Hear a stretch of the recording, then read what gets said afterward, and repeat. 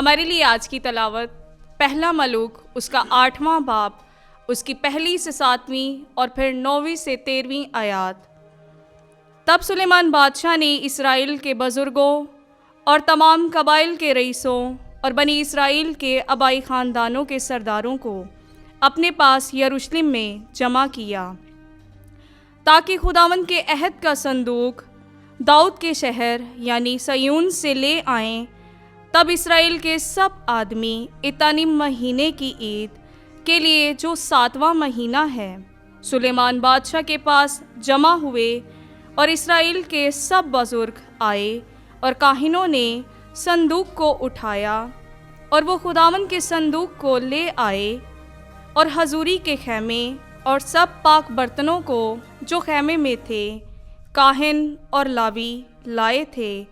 और सुलेमान बादशाह और इसराइल की तमाम जमायत ने, जो उसके पास संदूक के सामने जमा हुई थी, बेशुमार और कसरत के बाइस लातादाद भेड़ बकरी और गायें बैल ज़िबा किए। और काहिनों ने खुदावंद के अहद का संदूक उसकी जगह घर की इलाहमगाह यानी कदूसुल कदास के अंदर करोबियों के परों के नीचे रखा, क्योंकि दोनों करोबी संदूक की जगह के ऊपर अपने पर फैलाए हुए थे। और करोबी संदूक और उसकी चोपों पर ऊपर से साया किए हुए थे, और चोपें लंबी थीं। और संदूक में कुछ ना था सिवाय पत्थर की 2 तख्तियों के, जिन्हें मूसा ने हुरेब में उसके अंदर रखा, जबकि खुदावंद ने बनी इसराइल के साथ अहद किया, जिस वक्त के वो मुल्के मिस्र से निकले।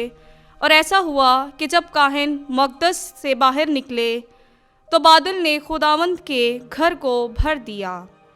और बादल के सबब से काहिनों को ताकत ना हुई कि खिदमत करने के लिए खड़े हों, क्योंकि खुदावंद के जलाल ने खुदावंद के घर को भर दिया। तब सुलेमान ने कहा, खुदावंद ने आफताब को फिजा में रखा, पर खुद अब्रे सिया में रहना चाहा। मैंने तेरे रहने के लिए एक घर बनाया, एक मुकाम जिसमें तू दाइमा सुकूनत करे। यूं ही किताबें सदाकत में मौजूद है। पाक कलाम के पढ़े और सुने जाने पर खुदा की बरकत हो, खुदा का शुक्र हो। आमीन।